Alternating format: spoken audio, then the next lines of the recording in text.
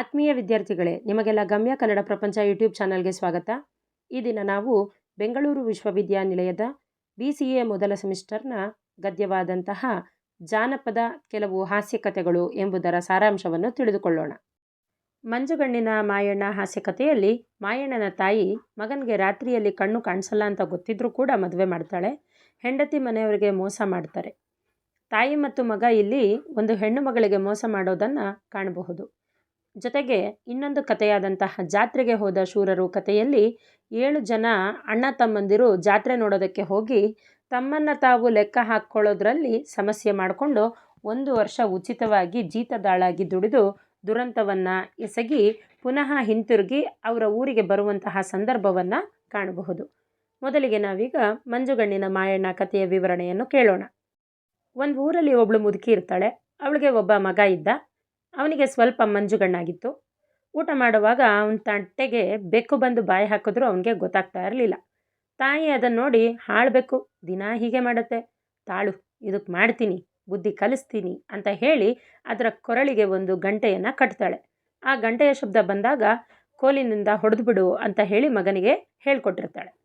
ಮಗ ದೊಡ್ಡವನಾದ. ಮುದುಕಿಗೆ ಬೇಕಾದಷ್ಟು ಆಸ್ತಿನೂ ಕೂಡ ಇತ್ತು. ಮಗ ಮಾಯಣ್ಣನಿಗೆ ಒಂದು ಹೆಣ್ಣು ತಂದು ಮದುವೆ ಮಾಡಬೇಕು ಅಂತ ನಿರ್ಧಾರ ಮಾಡ್ತಾಳೆ. ಕೊನೆಗೆ ಮದುವೆನೂ ಕೂಡ ಮಾಡ್ತಾಳೆ. ಮಗನಿಗೆ ರಾತ್ರಿ ಹೊತ್ತು ಕಣ್ಣು ಕಾಣಿಸೋದಿಲ್ಲ ಅಂತ ಯಾರಿಗೂ ಹೇಳ್ದೇನೆ ಮುಚ್ಚಿಟ್ಟು ಮದುವೆಯನ್ನು ಮಾಡ್ತಾಳೆ. ಆದರೆ ಮುಂದೆ ಒಂದಿನ ದೀಪಾವಳಿ ಹಬ್ಬ ಬರುತ್ತೆ. ಹಬ್ಬಕ್ಕೆ ಅಳಿಯನನ್ನು ಕರ್ಕೊಂಡು ಹೋಗೋದಕ್ಕೆ ಅಂತ ಹೇಳಿ ಬಾವು ಮೈದನನನ್ನು ಕಳಿಸ್ಕೊಡ್ತಾರೆ. ಮುದುಕಿ ಮಾಯಣ್ಣನಿಗೆ ತಲೆ ಬಾಚಿ ಜೋಪಾನ ಅಂತ ಹೇಳಿ ಕಳಿಸ್ಕೊಡ್ತಾಳೆ. ಮಾಯಣ್ಣ ಹುಡುಗನ ಜೊತೆಲಿ ಹೊರಡ್ತಾನೆ. ಅತ್ತೆ ಊರು ಇನ್ನೊಂದು ಸ್ವಲ್ಪ ದೂರ ಉಳ್ಕೊಂಡಿತ್ತು, ಬಂದ್ಬಿಡುತ್ತೆ ಅನ್ನೋ ಅಷ್ಟರಲ್ಲಿ ಕತ್ಲಾಗ್ತಾ ಬರುತ್ತೆ. ಮಾಯಣ್ಣನ ಕಣ್ಣು ಕೂಡ ಮಂಜಾಗೋದಕ್ಕೆ ಶುರುವಾಗುತ್ತೆ. ದಾರಿನೇ ಕಾಣಿಸ್ದಂಗೂ ಕೂಡ ಆಗುತ್ತೆ.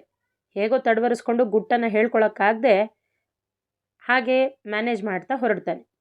ಹುಡುಗ ಮುಂದೆ ಮುಂದೆ ಹೊರಡ್ತಾನೆ. ಇವನು ಹಿಂದೆನೇ ಅವನ ಹೆಜ್ಜೆಯ ಸದ್ದನ್ನೇ ಆಲಿಸ್ಕೊಂಡು ಒಂದು ಅಂದಾಜಿನ ಮೇಲೆ ಹೋಗ್ತಾನೆ. ಮಧ್ಯೆ ಒಂದು ಹಳ್ಳ ಸಿಕ್ಕತ್ತೆ. ಹುಡುಗ ಹಳ್ಳನ ದಾಟಿ, ಆದರೆ ಮಾಯಣ್ಣ ದಾರಿ ಕಾಣದೆ ನಿಂತಿದ್ದಂತಹ ಸ್ಥಳದಲ್ಲೇ ನಿಂತ್ಕೊಳ್ತಾನೆ. ದೂರ ಹೋದಂತಹ ಹುಡುಗ ಹಿಂತಿರುಗಿ ನೋಡ್ತಾನೆ. ಓ, ಭಾವನವರು ಏನೋ ಅತ್ತ ತಡವರಿಸ್ತಾ ಇದ್ದಾರಲ್ಲ ಅಂತ ಹೇಳಿ ಮತ್ತೆ ಹಿಂದೆ ಬರ್ತಾನೆ. ಬನ್ನಿ ಮಾವಯ್ಯ ಹೋಗೋಣ ಅಂತ ಕರೀತಾನೆ.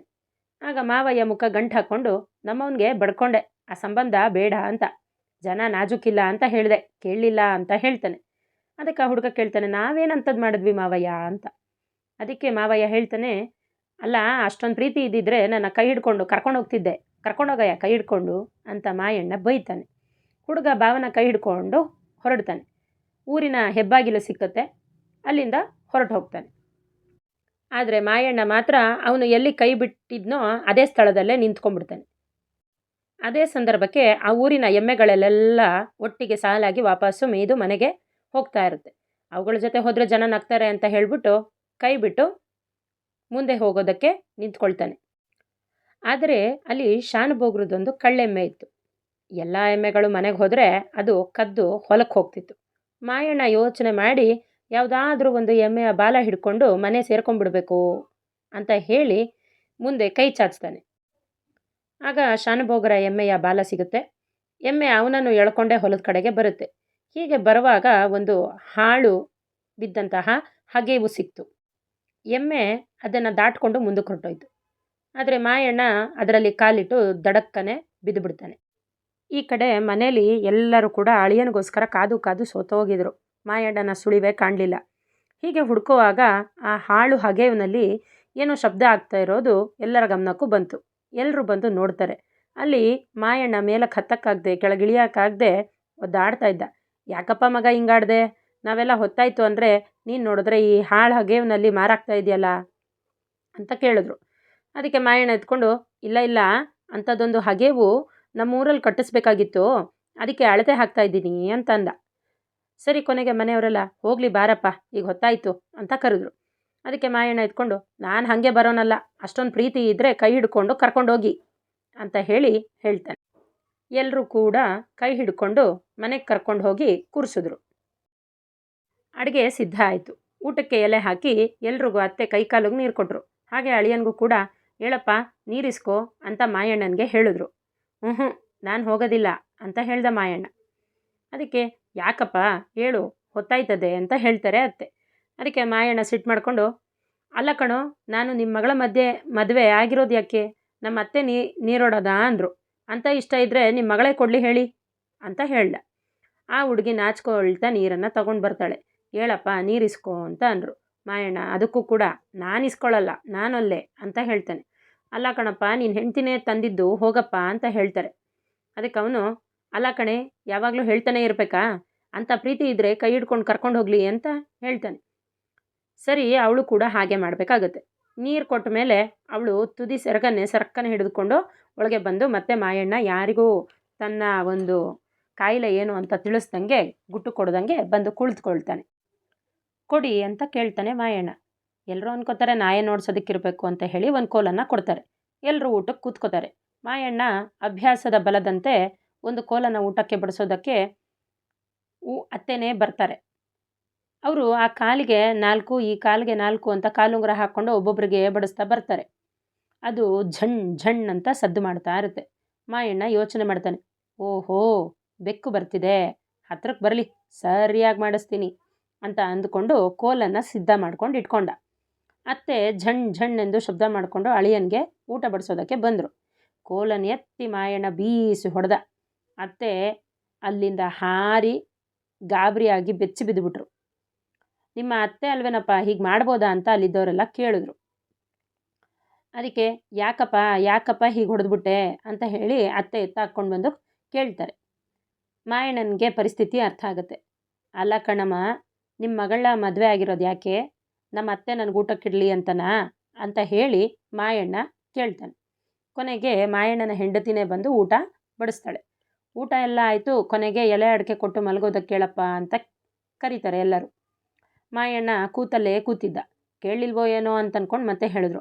ಮಾಯಣ್ಣ, ಅಯ್ಯೋ ನನಗೂ ಹೇಳಿ ಸಾಕಾಯಿತು. ನಮ್ಮಮ್ಮಂಗೆ ಮೊದಲೇ ಹೇಳಿದೆ, ಬ್ಯಾಡ ಕಣವ್ವ, ಈ ಜನ ನಾಜುಕಿಲ್ಲ ಅಂತ. ಈಗಾಗಿದ್ದಾದರೂ ಏನಪ್ಪ ಅಂತ ಎಲ್ಲರೂ ಮತ್ತೆ ಕೇಳ್ತಾರೆ. ಏನು ಯಾವಾಗಲೂ ಹೇಳ್ತಾನೇ ಇರೋದೇ ಕೆಲಸನಾ? ಅಂತ ಪ್ರೀತಿ ಇದ್ದರೆ ನನ್ನ ಹೆಂಡ್ತಿಯನ್ನೋಳು ಬಂದು ನನ್ನ ಕೈ ಹಿಡ್ಕೊಂಡು ಕರ್ಕೊಂಡು ಹೋಗಲಿ ಅಂತ ಎಷ್ಟು ಸಲ ಹೇಳ್ಕೊಡೋದು ಅಂತ ಹೇಳ್ತಾನೆ. ಹೆಂಡ್ತಿ ಬಂದು ಮಾಯಣ್ಣನ ಕರ್ಕೊಂಡು ಹೋಗ್ತಾಳೆ. ರಾತ್ರಿ ಎಲ್ಲ ಮಲ್ಕೋತಾರೆ. ಒಂದು ಹೊತ್ತಲ್ಲಿ ಇವನಿಗೆ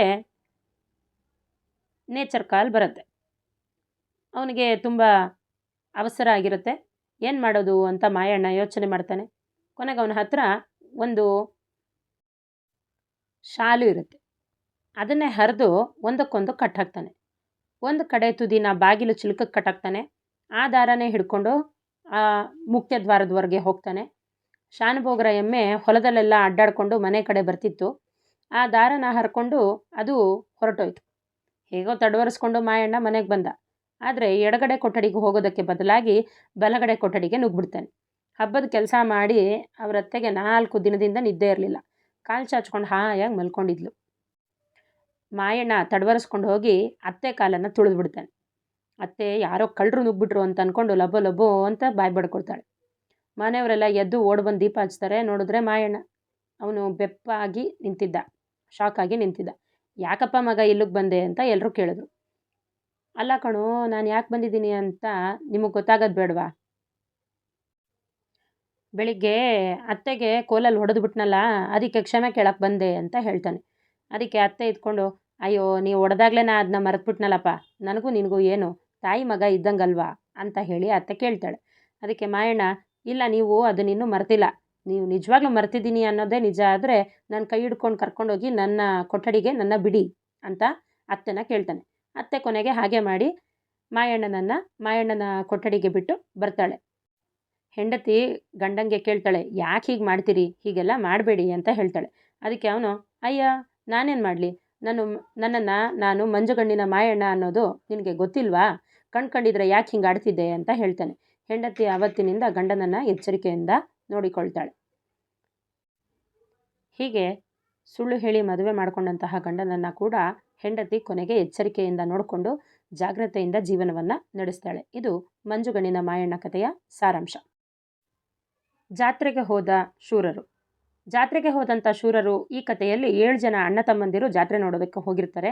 ತಮ್ಮನ್ನು ತಾವು ಲೆಕ್ಕ ಹಾಕೊಳ್ಳೋದ್ರಲ್ಲಿ ಸಮಸ್ಯೆ ಮಾಡಿಕೊಂಡು 1 ವರ್ಷ ಉಚಿತವಾಗಿ ಜೀತದಾಳಾಗಿ ದುಡಿದು ಮತ್ತೆ ತಮ್ಮ ಊರಿಗೆ ಹಿಂತಿರುಗುವಂತಹ ಸಂದರ್ಭವನ್ನು ಇಲ್ಲಿ ಹೇಳ್ತಾರೆ. ಒಂದು ಊರಲ್ಲಿ ಒಬ್ಬ ಗೌಡ ಇದ್ದ. ಅವನು ತುಂಬ ಅನುಕೂಲಸ್ಥನಾಗಿದ್ದ. ಅವನಿಗೆ 7 ಜನ ಗಂಡು ಮಕ್ಕಳಿದ್ರು. ಅವರೆಲ್ಲ ಬರೀ ಪೆದ್ರಾಗಿದ್ದರು. ಏನು ಅಂದರೆ ಏನೂ ತಿಳಿತಿರಲಿಲ್ಲ ಅವ್ರಿಗೆ. ಗೌಡನಿಗೆ ಮಕ್ಕಳ ಬಗ್ಗೆ ಅದೇ ಯೋಚನೆ ಆಗಿತ್ತು. ಹುಡುಗರು ಹೀಗೆ ಬೆಳೆದು ದೊಡ್ಡವರಾದರೂ ಒಂದಿನ ಪಕ್ಕದ ಮನೆ ಬಸವಣ್ಣ ಮಾದೇಶ್ವರನ ಜಾತ್ರೆಗೆ ಎತ್ತುಗಳನ್ನು ಹೊಡೆದುಕೊಂಡು ಹೊರಡಿದ್ರು. ಆಗ ಈ 7 ಜನ ಹುಡುಗರು ಕೂಡ ಅಪ್ಪ ಅಪ್ಪ ನಾವು ಜಾತ್ರೆಗೆ ಹೋಗ್ತೀವಿ ಅಂತ ಹೇಳಿ ಹೊರಟ್ಕೊಂಡು ನಿಂತ್ಕೊಂಡ್ರು. ಆಗ ಗೌಡ ಬಸವಣ್ಣನ ಜೊತೆ ಕಳಿಸ್ಕೊಡ್ತಾರೆ. ಮಕ್ಕಳನ್ನು ಜೋಪಾನವಾಗಿ ನೋಡಿಕೊಳ್ಳುವಂತೆ ಬಸವಣ್ಣನಿಗೆ ತಿಳಿಸ್ಕೊಡ್ತಾರೆ. ಹುಡುಗರಿಗೆ 7 ಜನವು ಜೊತೆಯಲ್ಲೇ ಇರಿ, ಎಲ್ಲೂ ತಪ್ಪಿಸ್ಕೊಳ್ಬೇಡಿ ಅಂತ ಬಸವಣ್ಣ ಎಚ್ಚರಿಕೆಯನ್ನು ಹೇಳಿರ್ತಾರೆ. ಬಸವಣ್ಣ ಮುಂದೆ ಮುಂದೆ ಹೋಗ್ತಾರೆ, ಹುಡುಗರು ಹಿಂದೆ ಹಿಂದೆ ನಡೀತಾರೆ. ಜಾತ್ರೆ ಸಿಕ್ಕುತ್ತೆ. ಆ ಜಾತ್ರೆಗೆ ಬೇಕಾದಷ್ಟು ಜನ ಬಂದಿದ್ದರು, ದನಗಳು ಕೂಡ ಬಂದಿದ್ವು. ಅದನ್ನೆಲ್ಲ ನೋಡಿ ಈ ಹುಡುಗರು ಬಹಳ ಸಂತೋಷವನ್ನು ಪಡ್ತಾರೆ. ಜಾತ್ರೆಯಲ್ಲಿ ಹೀಗೆ ಅಡ್ಡಾಡುವಾಗ ಅಲ್ಲೊಬ್ಬ ಕೋತಿ ಆಡಿಸ್ತಾ ಇದ್ದವನು ಇದ್ದ. ಹುಡುಗರು ಅದನ್ನು ನೋಡ್ತಾ ನಿಂತ್ಕೊಂಡ್ಬಿಟ್ರು. ಬಸವಣ್ಣ ಜನದ ಮಧ್ಯೆ ಎಲ್ಲೋ ಮರೆಯಾಗ್ಬಿಡ್ತಾನೆ. ಆಟ ಮುಗೀತು. 7 ಜನನೂ ಬಸವಣ್ಣನನ್ನು ನೋಡ್ತಾರೆ. ಅವನೆಲ್ಲೋ ಕಾಣಲಿಲ್ಲ. ಅವರ ಅಪ್ಪ ನಿಗವಾಗಿ 7 ಜನವು ಎಣಿಸ್ಕೊಂಡು ಬನ್ನಿ ಅಂತ ಹೇಳಿರ್ತಾರೆ. ಎಲ್ಲರೂ ಒಮ್ಮೆ ಎಣಿಸಿ ನೋಡ್ಕೊಳ್ಬೇಕು ಅಂತ ಸಾಲಾಗಿ ನಿಂತ್ಕೋತಾರೆ. ಅವರಲ್ಲಿ ಒಬ್ಬ ಎಣಿಸ್ತಾನೆ. 1 2 3 4 5 6 ಅಷ್ಟೇ ಆಯಿತು. ಅಯ್ಯಯ್ಯೋ 7ನೇವನೇ ಇಲ್ಲ ಅಂತ ಹೇಳ್ತಾನೆ. ಇನ್ನೊಬ್ಬ ಎಣಿಸ್ತಾನೆ. ಅವನು ಅಷ್ಟೇ. ಅವನು 1 2 3 4 5 6 ಅಷ್ಟೇ. ಅಯ್ಯಯ್ಯೋ ಇನ್ನೊಬ್ಬ ಇಲ್ಲ ಅಂತ ಹೇಳ್ತಾನೆ. ಮತ್ತೊಬ್ಬ ಎತ್ಕೊಂಡವನು 3ನೇವನು ನಿಂತ್ಕೊಂಡವನು, ನಿಮ್ಗೆ ಯಾರಿಗೂ ಎಣ್ಸಕ್ಕೆ ಬರಲ್ಲ ಬಿಡ್ರೋ. ಎಣಿಸ್ದವನ್ನ ಬಿಟ್ಕೊಂಡು ಎಷ್ಟು ಎಣಿಸಿದ್ರು 6 ಜನದ ಲೆಕ್ಕ ಮಾತ್ರನೇ ಸಿಗ್ತಾಯಿತ್ತು. ಹೀಗೆ ಎಲ್ಲರೂ ಕೂಡ ಕೊನೆ ಹೊತ್ತಿನವರೆಗೆ ಎಣಿಸ್ತಾನೆ ಇರ್ತಾರೆ. ಅಯ್ಯೋ ಇನ್ನೊಬ್ಬ ಎಲ್ಲೋದ್ನೋ ಅಂತ ಹೇಳಿ ಎಲ್ಲ ಹುಡುಗರು ಅಳ್ತಾ ನಿಂತ್ಕೊಳ್ತಾರೆ. ಜನ ಇವರನ್ನೇ ನೋಡ್ಕೊಂಡು ಹೋಗ್ತಾ ಇರ್ತಾರೆ. ಯಾರೂ ವಿಚಾರಿಸಲಿಲ್ಲ. ಆದರೆ ದಾಸರಹಳ್ಳಿಯ ದಾಸೇಗೌಡ ಅಲ್ಲಿಗೆ ಬರ್ತಾರೆ. ಅವರನ್ನು ನೋಡಿ ಏನನ್ನಿಸ್ತೋ ಏನೋ, ಯಾಕಾರ ಹುಡುಗರು ಅಳ್ತಾ ಇದ್ದಾರೆ ಅಂತ ನೋಡಕ್ಕೆ ಬರ್ತಾರೆ. ಹುಡುಗರು ನಡೆದ ವಿಚಾರವನ್ನೆಲ್ಲ ವಿವರಿಸ್ತಾರೆ. ದಾಸೇಗೌಡನು ಕೂಡ ಎಣಿಸ್ ನೋಡ್ತಾನೆ. ಅಲ್ಲಿ 7 ಜನ ಸರಿಯಾಗೇ ಇರ್ತಾರೆ. ಆದರೆ ಆ ಗುಟ್ಟನ್ನು ಅವ್ರಿಗೆ ಹೇಳ್ದೆ ಇನ್ನೊಬ್ಬನನ್ನು ತಂದುಕೊಟ್ರೆ ಏನು ಕೊಡ್ತೀರಾ ಅಂತ ಕೇಳ್ತಾನೆ. ಆಗ ಹುಡುಗರು ಇನ್ನೊಬ್ಬನನ್ನು ತಂದುಕೊಟ್ರೆ ನಾವು 7 ಜನವು ನಿಮ್ಮ ಮನೇಲಿ 1 ವರ್ಷ ಜೀತ ಮಾಡ್ತೀವಿ ಅಂತ ಹೇಳ್ತಾರೆ. ಸರಿ, ಹಾಗಾದರೆ ದಾಸೇಗೌಡ ಮತ್ತೆ ಅವರನ್ನೆಲ್ಲ ಸಾಲಾಗಿ ನಿಲ್ಲಿಸ್ತಾರೆ. ಒಂದು ಕೋಲನ್ನು ತೆಗೆದುಕೊಂಡು ಒಬ್ಬೊಬ್ಬಂಗೆ ಒಂದೊಂದು ಏಟು ಹೊಡಿತಾ ಹೋಗ್ತಾರೆ. 7 ಜನಕ್ಕೂ ಏಟನ್ನು ಹೊಡೆದಾಗ 7 ಜನಕ್ಕೆ 7 ಏಟು ಬಿತ್ತು. ನೋಡಿದ್ರಾ 7 ಜನ ಇಲ್ಲ ಇದಿರಲ್ಲ ಅಂತ ಹೇಳ್ತಾನೆ. ಹುಡುಗರೆಲ್ಲ ಸಂತೋಷದಿಂದ ಕುಣಿದಾಡ್ತಾರೆ. 7 ಜನವನ್ನು ಕರೆದುಕೊಂಡು ದಾಸೇಗೌಡ ದಾಸರಹಳ್ಳಿಗೆ ಬರ್ತಾನೆ. ದಾಸೇಗೌಡನ ತಾಯಿ ಮನೇಲಿರ್ತಾಳೆ. ಅವ್ರಿಗೆ ತುಂಬ ವಯಸ್ಸಾಗಿರುತ್ತೆ. ಕಿವುಡಿ ಬೇರೆ. ಅವ್ವ ಅವ್ವ ಅಂತ ಕೂಗಿದಂತಹ ವಾಸೇಗೌಡ ಏನಪ್ಪ ಅಂತ ಅಂತಾಳೆ ತಾಯಿ. 7 ಜನ ಆಳು ತಂದಿಟ್ಟಿದ್ದೀನಿ, ಎಷ್ಟು ಬೇಕಾದರೂ ಕೆಲಸ ಮಾಡಿಸ್ಕೊ ಅಂತ ಹೇಳಿ ದಾಸೇಗೌಡ ಅಲ್ಲಿಂದ ಹೊರಟೋಗ್ತಾನೆ. ದಳ್ಳಾಳಿ ವ್ಯಾಪಾರ ಮಾಡ್ತಿದ್ದರಿಂದ ಅವನು ಯಾವಾಗಲೂ ಊರಲ್ಲಿ ಇರ್ತಾನೆ ಇರಲಿಲ್ಲ. ದಾಸೇಗೌಡ ಹೋದ್ಮೇಲೆ ಹುಡುಗರು ಮನೆಯಲ್ಲಿ ಮುದುಕಿ ಹೇಳಿದ್ದನ್ನು ಮಾಡ್ಕೊಂಡಿದ್ರು. ಹೀಗೆ 3-4 ದಿನ ಕಳೆಯುತ್ತೆ. ಒಂದಿನ ಮುದುಕಿ 7 ಜನರನ್ನು ಕರೆದು, ನೋಡ್ರಪ್ಪ ಮನೆ ತುಂಬ ನೀರನ್ನು ತುಂಬಿ ಅಂತ ಹೇಳಿ ಪಕ್ಕದ ಮನೆಗೆ ಹೋಗ್ತಾಳೆ. ಸರಿ, 7 ಜನವು 7 ಅಡ್ಡೆ ತೆಗೆದುಕೊಂಡು ನೀರಿಗೆ ಹೊರಡ್ತಾರೆ. ಮನೆ ತುಂಬ ನೀರು ತುಂಬಬೇಕಾದ್ರೆ ಏನು ಮಾಡಬೇಕು ಅಂತ ಯೋಚನೆ ಮಾಡ್ತಾರೆ. ಕಳಸಿಗೆ ತೂತು ಮಾಡಿ ಮೇಲಿಂದ ನೀರು ಸುರಿದ್ರೆ ಮನೇಲೆಲ್ಲ ನೀರು ತುಂಬತ್ತೆ ಅಂತ ಒಬ್ಬ ಸಲಹೆ ಕೊಡ್ತಾನೆ. ಹಾಗೆ ಮಾಡ್ತಾರೆ. ಒಬ್ಬರಾದ್ಮೇಲೆ ಒಬ್ಬರು ಎಷ್ಟೋ ಅಡ್ಡೆ ನೀರನ್ನು ತಂದು ಸುರಿತಾರೆ. ಇನ್ನೂ ಸುರಿತಾನೇ ಇದ್ರು. ಮುದುಕಿ ಪಕ್ಕದ ಮನೆಯಿಂದ ಬಂದು ನೋಡಿದ್ಲು. ಮನೆಯಲ್ಲಿ ಮಂಡಿ ಉದ್ದ ನೀರು ನಿಂತಿರುತ್ತೆ. ಆಕೆ ಬೈತಾಳೆ ಕೆಟ್ಟ ಮಾತಲ್ಲಿ. ಅಯ್ಯೋ ನಿಮ್ಗೇನೋ ಬಂದಿತ್ತು ಬರಬಾರ್ದೇ ಇರೋದು ಅಂತೆಲ್ಲ ಬೈತಾಳೆ. ಎಲ್ಲ ನೀರನ್ನು ಹೊರಗುಡಿಸಿ ಮತ್ತೆ ಮನೆ ಸಾರಿಸ್ಕೊಳ್ತಾಳೆ. ಮನೇಲಿ ಸೌದೆ ಇರಲಿಲ್ಲ. ಅಜ್ಜಿ ಸೌದೆ ಕಡಿದುಕೊಂಡು ಬರೋದಕ್ಕೆ 7 ಜನರನ್ನು ಕಾಡಿಗೆ ಕರ್ಕೊಂಡು ಕಳಿಸ್ಕೊಡ್ತಾಳೆ. ಕಾಡಿಗೆ ಹೋಗಿ 7 ಹೊರೆ ಸೌದೆನ ತಂದರು. ಬಾಗಿಲಲ್ಲಿ ನಿಂತ್ಕೊಂಡು ಅಜ್ಜಿ ಅಂತ ಕೂಗಿದ್ರು. ಅಜ್ಜಿ ಅಷ್ಟೇ ಎಂದು ಕೂಗಿದ್ರು ಅಜ್ಜಿಗೆ ಸರಿಯಾಗಿ ಕೇಳಿಸ್ಲಿಲ್ಲ. ಮತ್ತೆ ಜೋರಾಗಿ ಕೂಗಿದ್ರು. ಅಜ್ಜಿಗೆ ಸಿಟ್ಟು ಬಂತು. ತಂದಂತಹ ಹೊರೆನ ಎಲ್ಲಿ ಹಾಕೋದು ಅಂತ ಕೇಳಿದ್ರು. ತಂದಾಕಿ ನನ್ನ ತಲೆ ಮೇಲೆ ಅಂತ ಅಜ್ಜಿ ಅಂದ್ಲು. ಇವರೆಲ್ಲರೂ ಸೇರ್ಕೊಂಡು ದೊಪ್ಪ ದೊಪ್ಪ ಅಂತ ಮುದುಕಿ ತಲೆ ಮೇಲೆ ಹಾಕ್ಬಿಟ್ರು. 7 ಜನನೂ ಹೊರೆಗಳನ್ನ ತಂದು ಕೂತಿನ ಮೇಲೆ ದಾಸೇಗೌಡ ಮನೆಗೆ ಬರ್ತಾರೆ. 7 ಜನ ಹುಡುಗರು ಬಾಗಿಲಲ್ಲಿ ಅಳ್ತಾ ಕೂತಿದ್ರು. ನಡೆದಿದ್ದನ್ನೆಲ್ಲ ತಿಳಿದಂತಹ ದಾಸೇಗೌಡ ತಾನು ಗೋಳಾಡಿ, ಆದದ್ದಾಗೋಯ್ತು, ಅಜ್ಜಿನ ತೆಗೆದುಕೊಂಡು ಹೋಗಿ ತೊರೆ ಹತ್ರ ಮಣ್ಣು ಮಾಡಿ ಬನ್ನಿ ಅಂತ ಹೇಳಿ ಕಳಿಸ್ತಾನೆ. 7 ಜನನೂ ಸೇರಿ ಚಟ್ಟ ಕಟ್ತಾರೆ. ಅದರ ಮೇಲೆ ಮುದುಕಿನ ಮಲಗಿಸ್ಕೊಂಡು ತೊರೆ ಕಡೆ ಹೊತ್ಕೊಂಡು ಹೋಗ್ತಾರೆ. ಹೋಗ್ತಾ ಇರಬೇಕಾದ್ರೆ ಅಲ್ಲೊಂದು ಮೋಟಾದಂತಹ ಮರ ಸಿಕ್ಕುತ್ತೆ. ಮುದುಕಿಯ 2 ಕೈಗಳನ್ನು ಜೋಡಿಸ್ಕೊಂಡು ಹಾಗೆಯೇ ಸತ್ತಿದ್ಳು. ಕೈಗಳು ಒಂದಕ್ಕೊಂದು ಬಲವಾಗಿ ಅಂಟ್ಕೊಂಡಿದ್ವು. ಮರದ ಕೆಳಗೆ ಬಂದಾಗ ಒಂದು ಮೋಟು ಕೊಂಬೆ ಅಡ್ಡ ಬಂತು. ಮುದುಕಿಯ ಹೆಣ ಮರದಲ್ಲಿ ಜೋತು ಬಿದ್ದುಬಿಡ್ತು. ಬರಿಯ ಚಟ್ಟವನ್ನೇ ಹೊತ್ಕೊಂಡು ತೊರೆಯ ಹತ್ರ ಬರ್ತಾರೆ. ತೊರೆ ಹತ್ರ ಕೆಳಗಿಟ್ಟು ನೋಡಿದ್ರೆ ಮುದುಕಿನೇ ಕಾಣಿಸಲ್ಲ ಅಲ್ಲಿ. ಎಲ್ಲ ಇವಳ ಈ ಅಜ್ಜಿ ಎಲ್ಗೋ ಹೊರಟೋಗಿದ್ದಾಳೆ ಕಣ್ರೋ ಅಂತ ಅಂದ್ಕೊಂಡು ಅಜ್ಜಿಯನ್ನು ಹುಡುಕೊಂಡು ಹೊರಡ್ತಾರೆ. ಆದರೆ ಬಂದ ದಾರಿನ ಬಿಟ್ಟು ಬೇರೆ ದಾರಿಯಲ್ಲಿ ಹೊರಡ್ತಾರೆ. ಹೀಗೆ ಹೋಗ್ತಿರ್ಬೇಕಾದ್ರೆ ಕಣಕೂರಿಗೆ ಬರ್ತಾರೆ. ಕಣಕೂರಿಗೆ ಸತ್ತ ಮುದುಕಿಯ ತಂಗಿಯನ್ನು ಕೊಟ್ಟಿರ್ತಾರೆ. ತಂಗಿ ಅಕ್ಕನ ಹಾಗೆಯೇ ಇರ್ತಾಳೆ ನೋಡೋದಕ್ಕೆ. 7 ಜನವು ಮುದುಕಿಯನ್ನು ನೋಡಿ ಕಳ್ಮುಂಡೆ ಆಗಲೇ ಇಲ್ಲಿ ಬಂದವಳೆ ನೋಡು ಅಂತ ಅಂದ್ಕೊಂಡು ಆ ಮುದುಕಿನ ಎತ್ತಾಕೊಂಡು ಮುದುಕಿಯ ಹತ್ರ ಬರ್ತಾರೆ. ಏ ಮುದುಕಿ, ಆಗಲೇ ತಪ್ಪಿಸ್ಕೊಂಡು ಎಲ್ಲಿಗೆ ಹೋಗ್ತಾ ಇದೀಯಾ? ನೀ ಎಲ್ಲಿಗೋದ್ರೂ ಬಿಡೋಕ್ಕಿಲ್ಲ ನಿನ್ನ ಗೊತ್ತಾ ಅಂತ ಹೇಳ್ತಾರೆ. ಮುದುಕಿಗೆ ಭಯ ಆಗುತ್ತೆ. ನೀವು ಯಾರಪ್ಪ ಅಂತ ಕೇಳ್ತಾಳೆ. ಎಲ್ಲ ಯಕ್ಷಿಣಿ, ಏನೂ ಗೊತ್ತಿಲ್ದಂಗೆ ಆಡ್ತಿದ್ಯಾ ನೀನು ಅಂತ ಹೇಳಿ ಎಲ್ಲ ಸೇರಿ ಮುದುಕಿಯನ್ನೇ ಅನಾಮತ್ತಾಗಿ ಹೊತ್ಕೊಂಡು ಹೊರಟೋಗ್ಬಿಡ್ತಾರೆ.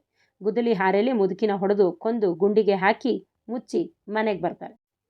ಹೀಗೆ ಸತ್ತ ಮುದುಕಿಯ ತಂಗಿಯನ್ನು ಹುಡುಕೊಂಡು ಕಣಕೂರಿನವರು ದಾಸರಳ್ಳಿಗೆ ಬರ್ತಾರೆ. ದಾಸೇಗೌಡನಿಗೆ ಅನುಮಾನ ಆಗುತ್ತೆ. ಈ ಆಸಾಮಿಗಳನ್ನ ಕರೆದು ಕೇಳ್ತಾರೆ. ಅದರಲ್ಲಿ ಒಬ್ಬ, ಅಯ್ಯೋ ನಾವು ಯಾವ ಮುದುಕಿಯನ್ನು ನೋಡಿಲ್ಲ, ನಮ್ಮ ಮುದುಕಿದೆ, ನಮಗೆ ಸಾಕಾಯಿತು ಅಂತ ಹೇಳ್ತಾನೆ. ಏನೋ ಸಾಕಾಗಿದ್ದು ಅಂತ ದಾಸೇಗೌಡ ಕೋಪದಿಂದ ಕೇಳ್ತಾನೆ. ಅಯ್ಯೋ ಮುದುಕಿ ತಪ್ಪಿಸ್ಕೊಂಡು ಹೊರಟೋಗಿದ್ಲು, ಹಾಗೆ ಹುಡುಕೊಂಡೋಗಿ ನೋಡ್ತೀವಿ, ಕಣಕೂರಿಗೆ ಹೋಗಿ ಆಗಲೇ ಬಟ್ಟೆ ಒಗಿತಿದ್ಲು, ಅಲ್ಲಿಂದ ಎಳ್ಕೊಂಬಂದು ಹಾರೆಲ್ಲಿ ಒದ್ವಿ, ಅವಳು ಮಣ್ಣೊಳಗಡೆ ಸೇರ್ಕೊಂಡ್ಲು ಅಂತ ಹೇಳಿದ್ರು. ದಾಸೇಗೌಡಂಗೆ ಜೀವನೇ ಹೋದಂಗಾಗೋಯ್ತು. ಅಯ್ಯೋ ಇಂಥ ನನ್ನ ಮಕ್ಕಳ ನೀವು ಅಂತ ಅಂದ್ಕೊಂಡು ಅವ್ರನ್ನ ಬೈಕೊಂಡು ಸತ್ತ ಮುದುಕಿಯನ್ನು ಹೊತ್ಕೊಂಡು ದಾರಿಯಲ್ಲಿ ಹುಡುಕೊಂಡು ಬರ್ತಾನೆ. ಮುದುಕಿಯ ಹೆಣ ಮೋಟು ಮರದಲ್ಲಿ ನೇತಾಡ್ತಾ ಇತ್ತು. ಮತ್ತು ಆ ದಾಸೇಗೌಡರು ಈ 7 ಜನರನ್ನು ಮನೆ ಹಾಳು ನನ್ನ ಮಕ್ಕಳು ಅಂತೆಲ್ಲ ಬೈಕೊಂಡು ಅಕ್ಕ ತಂಗಿಯರನ್ನು ಒಂದೇ ಗುಂಡಿಯಲ್ಲಿ ಮುಚ್ಚಿ ಮಣ್ಣು ಮಾಡಿ ಬರ್ತಾರೆ. ಆ 7 ಜನವನ್ನು ಒಂದು ಮನೇಲಿ ಕೂಡಾಕಿ ಚೆನ್ನಾಗಿ ಹೊಡೆದು 1 ವರ್ಷ ನೀವು ಜೀತ ಮಾಡ್ದಂಗೆ ಆಯಿತು ಹೋಗಿ ಅಂತ ಹೇಳಿ ಬಡಿದು ಅಲ್ಲಿಂದ ಓಡಿಸ್ಬಿಡ್ತಾರೆ. ಹುಡುಗರ ತಂದೆ ಮಕ್ಕಳು ತಪ್ಪಿಸ್ಕೊಂಡಿವೆ ಅಂತ ಎಲ್ಲೆಲ್ಲೋ ಸುತ್ತಿ ಸಾಕಾಗ್ತಾರೆ. ಸುತ್ತಿದ ಮೇಲೆ ಎಲ್ಲೂ ಸಿಗಲಿಲ್ಲ. ಸುತ್ತಿ ಸೊಪ್ಪಾಗಿ ಮಾಯಸಂದ್ರದ ಸಂತೆಗೆ ಬರ್ತಾರೆ. ಅಲ್ಲಿ 7 ಜನ ಹುಡುಗರು ಅಳ್ತಾ ಕುಳ್ತಿರ್ತಾರೆ. ಮನೆಗೆ ಕರ್ಕೊಂಡು ಬಂದು ಅವರನ್ನು ಎಲ್ಲೂ ಕಳಿಸ್ದೆ ಮುಂದೆ ಮನೆಯಲ್ಲೇ ಇಟ್ಕೊಂಡು ನೋಡ್ಕೊಳ್ತಾರೆ. ಇದು ಜಾತ್ರೆಗೆ ಹೋದ ಶೂರರು ಕಥೆಯ ಸಾರಾಂಶ. ಮುಂದಿನ ಗದ್ಯಗಳ ವಿವರಣೆಗಾಗಿ ನಿರಂತರವಾಗಿ ಗಮ್ಯ ಕನ್ನಡ ಪ್ರಪಂಚ ಯೂಟ್ಯೂಬ್ ಚಾನಲನ್ನು ವೀಕ್ಷಿಸಿ, ಲೈಕ್ ಮಾಡಿ, ಶೇರ್ ಮಾಡಿ, ಸಬ್ಸ್ಕ್ರೈಬ್ ಮಾಡಿ. ಧನ್ಯವಾದಗಳು.